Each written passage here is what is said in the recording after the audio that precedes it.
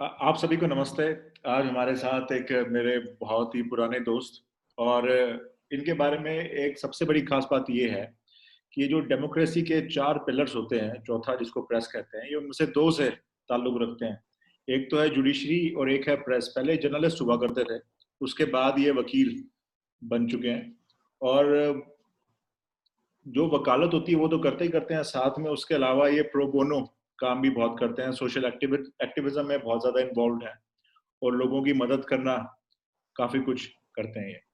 तो मैंने सोचा कि जब ये कोविड-19 वाली देश में घटना घटी और उसके बाद जो उसके दौरान असर पड़ा देश पे, तो उसके बारे में बात करने के लिए मुझे गौरव जी को बुलाना चाहिए।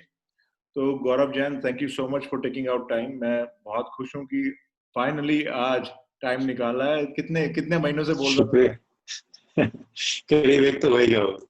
नहीं नहीं नहीं, बहुत महीनों से मैं कोशिश कर रहा था, पर केस दायर इधर उधर और पता नहीं क्या रहा जुडिशरी में उन केसों का नतीजा जो लोगों के लिए फाइल कर रहे थे। उसके बारे में बात नहीं करेंगे क्योंकि आजकल जो नहीं, जुडिशरी के बारे में उसके हाँ। उसके बारे में बात करें as a cursory side note. हाँ नहीं, और उसके बारे में बात करने से फिर वो आपको तो पता ही है अब क्या। अब तो ये है कि जुबान पे एज अ ताला लगा कंटेंट। के और चाबी दरिया में फेंक दी जाए। हाँ। है? तो आप मुझे बताओ कि आपके हिसाब से जो ये कोविड-19, बहुत सारे लोग ये कहते हैं कि इट वाज कॉज्ड बाय कोविड-19, जो देश की हालत थी खराब हुई थी। मेरा ये कहना है कि जो कोविड-19 है उसने सिस्टम और उसकी पॉलिसीज थी वो उसको एक्सपोज किया है। उसने उसने कुछ कॉज नहीं हम्म, किया, क्योंकि ऐसा तो है नहीं कि रातों रात हॉस्पिटल खत्म हो गए और इस तरीके से। तो आपको क्या लगता है कि कोविड-19 की वजह से जो लोगों की बुरी हालत हुई उसके लिए क्या असली वजह थी? देखिए, मेरे हिसाब से कोविड 19 है जो हमारे ह्यूमन, एक चीज तो आपको पता ही होगी कि कोविड 19 की वजह से जो डेथ होती है उसको हम सिंगुलरली कोविड 19 की डेथ नहीं कह सकते, क्योंकि ज्यादातर डेथ उन लोगों की हुई है which were already suffering from from some other disease or some other ailment. And when they caught this COVID 19 virus, their system just got exposed. Whatever was present before COVID 19 came was just bare minimum sufficient to keep us in that abysmal situation. But the moment COVID 19 came, our system simply crashed. We did not have enough hospitals. We did not have a robust economy. We did not have an education system which could have coped up with the new demands or new needs of the students. We simply did not have enough systems to provide food for everyone. We did not have enough uh, transportation mechanisms to handle the exodus of so many people at the same time. We simply did not have wise statesmen like uh, leaders who could take those decisions which were necessary to take when one is confronted with such a pandemic. So we simply did not have those kind of systems and people in place.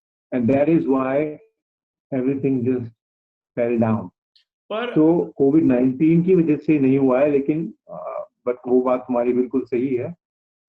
Sorry, मैं बिल्कुल भावनाओं में बह के मैं थोड़ी अंग्रेजी में भी चला गया। नहीं, आई कोई बात फॉरगॉट कि नहीं। हाँ। ज्यादातर हिंदी में ही रखना है इस बात को। हम्म। तो यही बात है कि हमारे सिस्टम्स उस तरीके के अभी है नहीं जो इस वायरस की जो नई परिस्थितियां जो थी उसको झेल पाते। और इस वजह से इतने लाखों की तादाद में लोग मरे भी। और इकोनॉमी का तो हाल आप सब देख ही रहे हैं।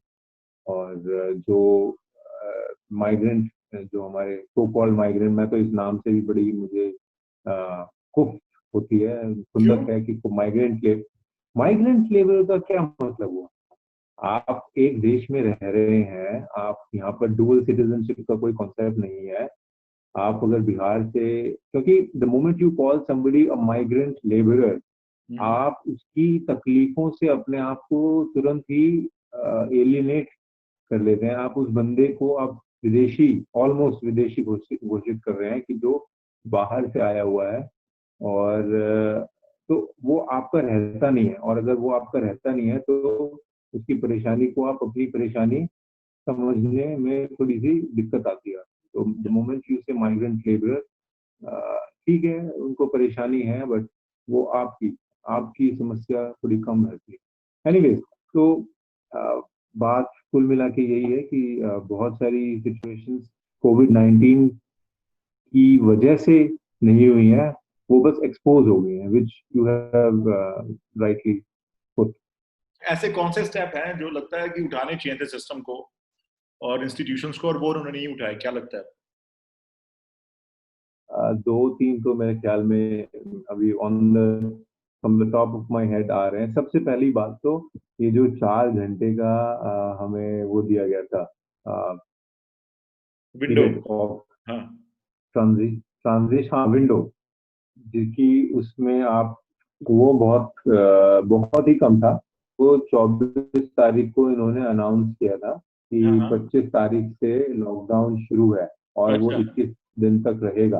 तो जो अनाउंस किया गया था वो मेरे ख्याल से 8 बजे अनाउंस किया गया था, और हम्म। 12 बजे रात से वो फोर्स में आ गया था।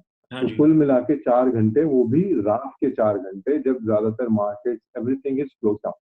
तो nobody got sufficient time to make any kind of arrangement। मान लो मैं अगर उस वक्त भोपाल में हूँ और मुझे पता लगे कि लॉकडाउन हो जाएगा, अब मैं भोपाल से दिल्ली आ ही नहीं सकता 4 घंटे में, कोई पॉसिबिलिटी नहीं। मेरे को कोई तरीका ही नहीं है, कोई कोई इतनी जल्दी प्रिपरेशन करने का। ठीक है। तो तो मेरे ख्याल से जो इन्होंने वो जो एक लॉ 21 दिन के लॉकडाउन से पहले एक दिन का इन्होंने कुछ किया था ना, ताली थाली समथिंग, संडे को ऐसा कुछ किया गया था कि आप सभी कोरोना वॉरियर्स को अप्रिसिएशन दिखाने के लिए आप ताली बजाइए, थाली हाँ, थाली बजाइए। पीटी है। हाँ जी। हाँ, तो उस दिन के लिए इन्होंने काफी प्रिपरेशन करी थी। उन्होंने कम से कम 2 या 3 दिन पहले आपको अनाउंस कर दिया था कि उस दिन आपको एक दिन का कंप्लीट लॉकडाउन हम करेंगे, आपको ये करना है, ये नहीं करना है। तो एक दिन के लिए अगर आपने 2 या 3 दिन का एडवांस नोटिस दिया था, तो 21 दिन के लिए तो कम से कम 3 या 4 दिन का नोटिस देते, जिससे कि हिंदुस्तान में कोई किसी भी कोने में कहीं भी कुछ भी कर रहा होता, उसके पास सफिशिएंट टाइम होता to immediately do every possible thing to reach his home. Once everything is normalised, उसके बाद आप करते कि now from this day this time lockdown शुरू हो गया। सब कुछ बहुत ही प्यार से हो भी जाता। लोगों के पास अपना जो भी सिस्टम, जो भी कुछ जो कुछ खरीदना होता, उनको जो भी इमरजेंसी मेडिसिन खरीदनी होती, अ, जो मरीज हैं जिनको बहुत ही क्रिटिकल बीमारियां हैं, उनको बहुत परेशानी आई है, क्योंकि उनके पास सफिशिएंट टाइम ही नहीं था इमरजेंसी मेडिसिन खरीद के रखने का। तो इस तरह की जो हड़बड़ी में लिए गए कदम हमेशा नुकसानदायक सिद्ध होते रहे हैं, जो हमने 2016 में डिमोनेटाइजेशन के वक्त भी देख चुके हैं। ये मुझे काफी हैरानी है कि जिस सरकार ने ऑलरेडी ऐसा एक कदम उठा लिया था, और उसके हालांकि वो इस डिमोनेटाइजेशन को अपनी अचीवमेंट अब आज तक अचीवमेंट में ही गिनते हैं, लेकिन उनके अंदर भी थोड़ा विवेक तो है ही। उनको पता है कि क्या क्या लोगों को झेलना पड़ा था। तो कम से कम वही सरकार सिमिलर सिचुएशन में लोगों को ना डालती, ये मिनिमम एक्सपेक्टेशन थी, वो इन्होंने नहीं करा। दूसरा, जब मान लो आपने कर भी दिया, तो उसके बाद आपको लगातार ये रिपोर्ट्स आ रही हैं कि लोगों के पास खाने के बहुत ही कम साधन है, गरीबी है, भुखमरी फैल रही है। And at the same time आपके पास फूड कॉरपोरेशन ऑफ इंडिया में इतना अनाज है कि आप दोनों हाथों से भी उसको बाल्टी भर भर के फेंकोगे तो आपको एक साल में खत्म नहीं होगा, 10 साल में खत्म नहीं होगा, इतना अनाज है आपके पास। फिर भी आपने, और जॉन ड्रा और बाकी जितने भी हमारे प्रोमिनेंट इकोनॉमिस्ट, ठीक है, आपको की ideology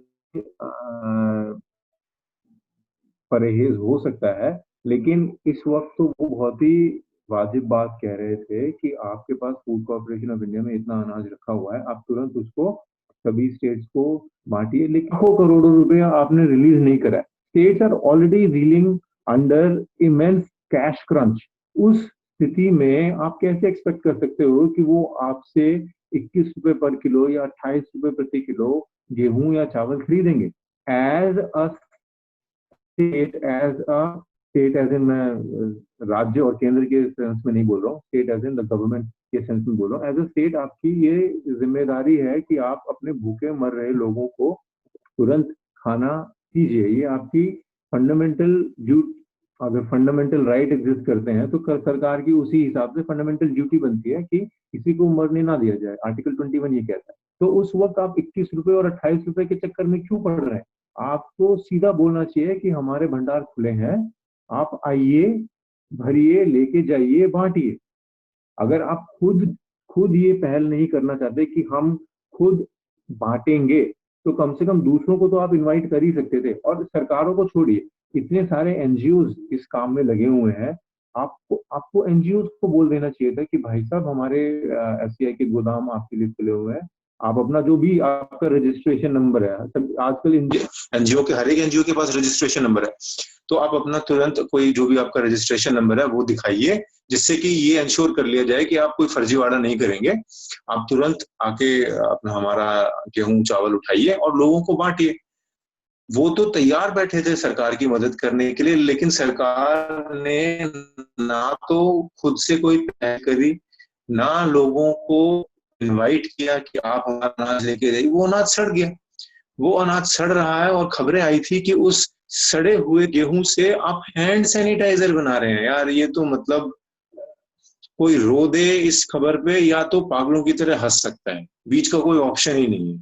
because it is so cruel to make hand sanitiser out of grains which could have saved somebody's life। तो ये बहुत ही मतलब, और बहुत सारी चीजें थी जिसमें जब इतने सारे हजारों लाखों तादाद में लोग जब जा रहे थे इधर, मतलब दिल्ली छोड़ के या बॉम्बे छोड़ के या जितने भी जो प्रोमिनेंट सिटीज हैं या स्टेट्स जहां पर फैक्ट्रीज हैं, वहां से छोड़ कर जब वापस बिहार जा रहे थे, तो आई डोंट नो इनको इमीडिएटली ट्रांसपोर्टेशन प्रोवाइड करने में इतनी दिक्कतें क्यों आई। जब आर्टिकल्स लिखे जाने लगे, जब पॉइंट आउट हुआ कि ये लोग सड़कों पर कुचले जा रहे हैं, भूख से मर रहे हैं, ये ऐसे ऐसे रास्तों से जा रहे हैं जो खतरों से भरे हुए हैं, नदियों से पार कर रहे हैं। रवीश की एक रिपोर्ट थी कि रात में लोग नदियों से पार कर रहे थे। तो दो चीजें हैं, एक तो आपकी जो स्टेट पुलिस है वो अपना सबसे ज्यादा वहशीय रूप उस वक्त दिखा रही थी जब on the contrary they should have been more humane। they were just beating people black and blue। और ऐसी सैकड़ों वीडियो अगर आप जस्ट गूगल करेंगे कि पुलिस बीटिंग पीपल लॉकडाउन, कितनी वीडियो आ जाएंगी, उसका कोई हिसाब नहीं है। क्या स्टेट्स को इमीडिएटली या सेंटर को इमीडिएटली एक गाइडलाइन देनी चाहिए थी कि आप किसी भी हालत में नहीं मारेंगे, और जो कोई भी पुलिस ऑफिसर अगर गलती से किसी वीडियो में कैप्चर हो गया कि आपने इस वहशी तरीके से, या वहशी छोड़ो, आपने किसी पर भी ऐसे लठबाजी करी है, तो आपको जवाब देना पड़ेगा, आपकी नौकरी पे खतरा आ जाएगा। केवल नौकरी का एक हल्का सा उनको डर दिखाने की जरूरत थी, मजाल की कोई लाठी उठा दे किसी के ऊपर कि कोई कार्रवाई नहीं होगी। ये जो इम्प्यूनिटी जो थी उनके अंदर, वो ऊपर से ही आई थी कि उन्हें पता था कि कुछ नहीं होने वाला। तो एक तो लोगों के ऊपर जिस तरीके से क्रूली स्टेट पुलिस ने व्यवहार किया वो नहीं होता तो बहुत अच्छा होता। ट्रांसपोर्टेशन की फैसिलिटी लोगों को विद इन टाइम प्रोवाइड कर दी जाती तो बहुत अच्छा होता। लेकिन बहुत सारी चीजें तो अब ऐसी हो गई हैं, मतलब अगर कोई मर गया है तो उसको अब क्योर करना इम्पॉसिबल है। किसी का इस आने जाने के दौरान पैर टूट गया है तो इस लॉकडाउन की कॉन्सिक्वेंसेस वो जिंदगी भर झेलेगा। वो सिर्फ 4 या 5 महीने का उसके लिए लॉकडाउन नहीं है, उसके लिए वो लॉकडाउन अब जिंदगी भर का लॉकडाउन है। तो गलत फैसले, जल्दी में लिए हुए फैसले, सरकार को तो ऐसा लगता होगा कि चलो कोई बात नहीं, ये गलत फैसला हो गया तो कोई बात नहीं, लेकिन जिस पे उस फैसले का कॉन्सिक्वेंस आता है उसके लिए बहुत भुगतना पड़ जाता है। ओवरऑल परेशानी, जो ओवरऑल प्रॉब्लम्स लोगों को फेस हुई थी जो एब्सोल्यूट लॉकडाउन की वजह से, वो तो अब धीरे धीरे कम हुई है खुलने की, धीरे धीरे खुलने की वजह से। लेकिन जो प्रॉब्लम्स उस दौरान एक्यूमुलेट हो गई, अभी तक सर पर कई लोगों के बनकर बैठी हुई है। फॉर एग्जाम्पल, बहुत सारे किराएदार, ये एग्जाम्पल मेरे दिमाग में इसलिए है क्योंकि मैं इस केस से पिछले 3-4 महीनों से जुड़ा हुआ हूँ। तो अगर मार्च 24 को लॉकडाउन लगा था, तो अप्रैल का महीना, जून, जुलाई, और अब ये अप्रैल, मई, जून, जुलाई, हाँ 4 महीने, और अब आज 1 अगस्त है, तो ये 5वां महीना शुरू हो गया। तो पिछले 3 या 4 महीनों से आपके ऊपर जो 4 महीने या 3 महीने का किराया अक्यूमुलेट हो गया है, अब उसको उतार पाना आपके लिए लगभग असंभव है। अगर आपने एक नई नौकरी ज्वाइन कर भी लिया या पुरानी ही नौकरी ज्वाइन कर लिया, तो वो जो नौकरी थी आपकी, वो आपको इस काबिल बनाती थी कि आप उस महीने का किराया दे पाए। वो नौकरी आपको कोई इतना ज्यादा किराया या इतना ज्यादा इनकम आपकी नहीं जनरेट कर रही थी कि आप पिछले बकाया 3 या 4 महीने का किराया दे पाते। और वो भी उस स्थिति में जब आपके हेल्थ से रिलेटेड नए नए खर्चे बढ़ गए हैं, जब आपके घर की ऑलरेडी इतनी समस्याएं बढ़ गई हैं, आपके बच्चों को नया फोन चाहिए क्योंकि आजकल ऑनलाइन एजुकेशन हो रही है, आपके पेरेंट्स में हो सकता है कि क्योंकि ओल्डर एज की वजह से उनमें से किसी एक को कोरोना हो गया हो या कुछ ऐसा कुछ हेल्थ कॉम्प्लिकेशन हो गई हो, तो हेल्थ से रिलेटेड आपका खर्चा शायद पिछले 3-4 महीनों में दुगना, तिगुना, 4 गुना बढ़ गया। और गलती से आपने अगर किसी प्राइवेट हॉस्पिटल में एडमिशन ले लिया हो कोरोना के चलते, तो शायद आप लाखों के कर्ज में भी डूब गए हो। तो जो कोरोना के पिछले 3-4 महीनों के दौरान जो आपको डैमेज हुआ हो गया है, मैं नहीं चाहता कि आपका या आप में से किसी को शायद तो मैं चाहता हूँ कि नहीं हुआ हो कोरोना, बट इनकेस अगर हो गया हो तो इट इज, अभी लॉकडाउन हट जाए, खुल जाए, आपको बिल्कुल ही आजाद छोड़ दिया जाए, उससे वो सब आपके लिए तो बेमानी है। आपको का जो डैमेज होना था वो हो चुका है। लोग ये कह रहे हैं कि सरकार को वोट देते हैं, पॉलिटिकल पार्टीज को वोट देते हैं, वो चुन के सरकारें बनाती हैं, सरकारों को पैसा देते हैं in the form of taxes, tax पे करते हैं। तो जब सरकार आपके सामने आके ये करती है, कहती है कि हमने ये कर दिया, हमने वो कर दिया, हमने वहां पैसे, तो इनफैक्ट उनके कहने का मतलब ये होता है कि हमने कुछ नहीं किया, हम तो बस एक मिडिल मैन है, जो पैसा आप लोगों ने हमें एज टैक्सेस दिया था, हम वही पैसा यहाँ यहाँ लगा रहे हैं। पर मैं जानता हूँ कुछ लोगों को जो इस तरीके से कह रहे थे कि यार देश की व्यवस्था, आर्थिक व्यवस्था इतनी अच्छी है नहीं, तो सरकार इतना ही कर सकती है, इससे ज्यादा कुछ नहीं कर पाती। तो मैं फिर उनको याद दिलाता हूँ एनपीएस और जो बड़े बड़े कॉर्पोरेट हाउसेस को उन्होंने क्या कहते हैं लोन्स एक्सटेंड करे, इतने फेवर्स प्रोवाइड करे। तो जब आपकी फाइनेंशियल इकोनॉमिक रिसोर्स एलोकेशन उस तरफ जा सकती है, तो उन रिसोर्सेस का जो मोड है, जो डायरेक्शन है, वो समाज के कल्याण की तरफ भी मुड़ सकता है। बेसिकली ये जो हो रहा है गलत हो रहा है। स्टेट को, देश को इन लोगों के लिए कुछ ना कुछ प्रोवाइड करना चाहिए था, इनको इस तरीके से आप सड़क पे नहीं छोड़ सकते मरता हुआ।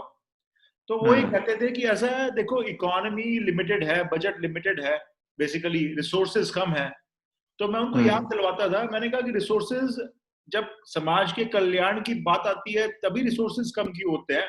जब रिसोर्सेज आप गलत या दूसरी दिशा में जब आप मोड़ रहे होते हो, जो इतने बड़े बड़े कॉर्पोरेट हाउसेस को आप लोन्स एक्सटेंड कर रहे होते हो, जो एनपीएस बन जाते हैं, या बाकी अलग अलग टाइप के फेवर जो इकोनॉमी में आप ट्रांसलेट कर सकते हो, पर वो करते नहीं हो, तो उस समय जो रिसोर्स वहां लगा रहे होते हो, उन्हीं रिसोर्सेज को आप समाज के कल्याण में लगा दो। ऐसा तो है नहीं कि देश आज भी यही कह रहा है कि ब्रिटिशर्स आए थे और हमारा सारा पैसा लेके चले गए और उसके बाद से हमने एक कदम भी आगे नहीं बढ़ाया। देश ने प्रगति कर ली है, सरकार ही ये कह रही है कि हमारा देश सुपर पावर बन चुका है। सुपर पावर बनने के हमारे देश के व्यक्ति जो हैं वो फोर्ब्स की रिचेस्ट दुनिया में जो लोग हैं उनकी लिस्ट पे 5वें नंबर पे आते हैं। उसके बावजूद भी खबर पड़ रहा था कि एक प्रेग्नेंट महिला को हॉस्पिटल ले जाना था, उसको नदी पार करवानी थी, उसको एक बड़े से पतीले में बिठाकर नदी पार करवाई गई। तो कहने का मतलब ये है कि जो ये लोग इस तरीके के आर्गुमेंट एडवांस करते हैं कि इकोनॉमी इतना ही कर सकती है, इतना ही अफोर्ड कर सकती है, उसके बारे में आप क्या कहना चाहेंगे कि लोग सरकार पे जो रिस्पॉन्सिबिलिटी डालनी चाहिए वही उससे छीनकर अपने ही कदों पे डाल लेते हैं? ऐसा क्यों होता है? इसका एक कारण तो मतलब इससे भी लगाया जा सकता है कि शायद I think it all boils down to priorities, I guess. क्योंकि अगर हम अपने पर्सनल एक्सपीरियंस या पर्सनल लाइफ से भी एक उदाहरण दें तो हम अक्सर जब भी कोई हमें कहता है कि ये एक बुक है जो बहुत ही बेहतरीन बुक है, and if you read it it will probably transform your life or something like that, anything that is good for us but is difficult for us, we always make an excuse कि हमारी life इतनी इस वक्त busy है कि हमारे पास वक्त नहीं है। But at the same time we spend hours and hours on Facebook, on Instagram, on YouTube and WhatsApp and a lot of other things which are only there to consume our time and waste it. And there is, and we also know that this time that we are spending on Facebook and WhatsApp is a bad debt. It's not coming back, and ये इसका कुछ नहीं होने वाला है और ये वक्त हम बिल्कुल ही जाया कर रहे हैं। लेकिन उस वक्त हमारे पास दुनिया का पूरा वक्त होता है उन चीजों पर खर्च करने के लिए, और उस किताब के लिए, उस बिजनेस आइडिया को सिर्फ आइडिया से एक्चुअल बिजनेस की फॉर्म देने के लिए, मतलब जो भी हमारे जीवन में एक बहुत ही परिवर्तन ला सकता है, उसके लिए हमारे पास वक्त नहीं होता। मेरे ख्याल से सरकार भी क्योंकि हम जैसे लोगों से ही बनी होती है, तो at the end of the day उनके अंदर भी वही कमियां हैं, वही खामियां हैं जो हमारे अंदर हैं। तो प्रायोरिटी की दिक्कत वहां पर भी है। सरकारी नुमाइंदों से जब ये पूछा जाता है कि आप जो इतने सारे जो लोग जो इस वक्त भूख से मर रहे हैं उनको आप एक फिक्स्ड अमाउंट उनके अकाउंट में ट्रांसफर कर दीजिए, 5,000, 10,000 रुपए का आप उनके अकाउंट में, क्योंकि अब तो अकाउंट खुल गए हैं एज पर दिस गवर्नमेंट, और वो सारे अकाउंट आधार से लिंक भी हो गए हैं as per this government. So this excuse कि ये नहीं हो सकता, ये तो अब है ही नहीं, ये तो एग्जिस्ट नहीं करता। वो कर सकते हैं, ये इतना पैसा वो ट्रांसफर कर सकते हैं, बट जैसे ही ये आइडिया दिया जाता है उस वक्त ये आर्गुमेंट हो जाता, मतलब ये आर्गुमेंट सामने आता है कि एक तो एक्सचेकर में पैसा नहीं है, और दूसरा ये जो पॉलिसीज हैं these are very socialist and very bleeding heart economics, इस तरह के कुछ वर्ड्स हैं जिसको यूज किया जाता है।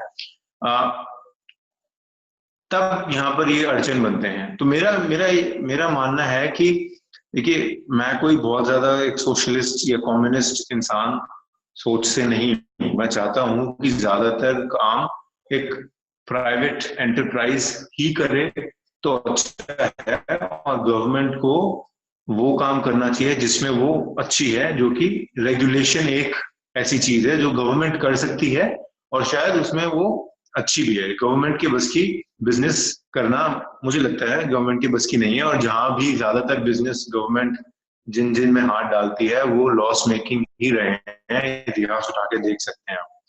तो मैं ये मानता हूं कि गवर्नमेंट को कम नहीं, ज्यादातर प्राइवेट एंटरप्राइज हो तो अच्छा है, लेकिन at the same time government जब अपनी बेसिक रिक्वायरमेंट से, बेसिक जिम्मेदारियों से भी पल्ला झाड़ लेती है, ये कह के कि ये बहुत ही ज्यादा सोशलिस्ट आइडिया है, ये बहुत ही ज्यादा फलाना आइडिया है या इस आइडिया को आप इम्प्लीमेंट करेंगे तो हम 1950 जो हमने जो लाइसेंस राज था उसमें पहुंच जाएंगे, या इस तरह के जो आर्ग्यूमेंट देते हैं वो मुझे समझ आता है, क्योंकि at the end of the day the government exist for the people. अगर लोग जिंदा ही नहीं रहेंगे तो आप सरकार क्यों चलाओगे, किस लिए चलाओगे? तो लोगों का जीवित रहना तो बहुत जरूरी है, और इस वक्त अगर लोगों के जीवित रहने के लिए आपको आइडियोलॉजी ज्यादा जरूरी है या लोगों की जान? I don't care if the solution exists in the communist ideology or the socialist ideology or the libertarian ideology or whichever ideology. But when it's the question of life and death, you take the best available solution. If somebody is dying, you provide him food. If somebody does not have income because of a reason which was not in his or her control, you provide basic, आप उसको basic income तो provide करोगे। ये अलग बात है अगर वो कोई निठल्ला आदमी है जो नौकरी छोड़ के बैठ गया है और उससे बोला कि भाई थोड़ा काम कर लो, तो बोल रहा है कि भैया मैं काम नहीं करता, मैं तो ऐसे ही ठीक हूँ। अब वो बिल्कुल ही काम करने को राजी नहीं है। उसके लिए मैं कहता हूं कि अगर कोई बोले कि नहीं क्योंकि ये काम नहीं कर रहा है तो सरकार को इसको 10,000 रुपए या 25,000 रुपए हर महीना देना चाहिए, then I may not agree with that. But ये पेंडेमिक की सिचुएशन बिल्कुल अलग सिचुएशन थी जहां पर लोग अच्छे खासे काम कर रहे थे और सडनली आपने बोला कि लॉकडाउन, सब घर में बैठेंगे। तो ये आपके फैसले की वजह से उनकी जिंदगी पे इतनी बड़ी जो आपदा आई है, तो आपकी ही जिम्मेदारी बनती है। वो जिम्मेदारी सरकार ने पूरी नहीं करी। थैंक यू सो मच आज टाइम निकालने के लिए और आने के लिए। एंड फिर कभी अगर कुछ मेरे दिमाग में कोई टॉपिक आया जिसके ऊपर मैं बात कर सकता हूँ आपसे, तो I will invite you again.